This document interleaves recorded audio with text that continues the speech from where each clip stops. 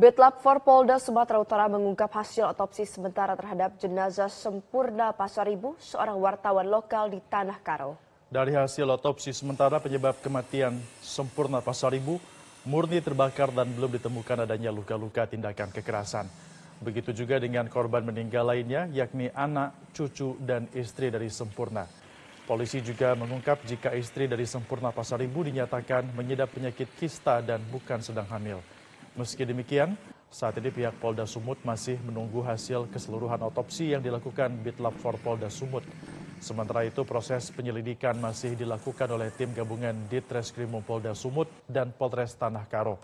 Namun dalam proses pendalaman ini, Polda Sumut belum mengarah ke isu penyebab kematian wartawan lokal karena usai memberitakan perjudian di Tanah Karo.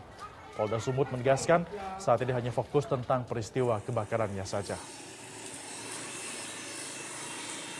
Kematian karena terbakar, kemudian otopsi yang sebelumnya yang sebelumnya ada isu terkait dengan istrinya hamil ya, itu hasil otopsi ternyata mengalami penyakit kista.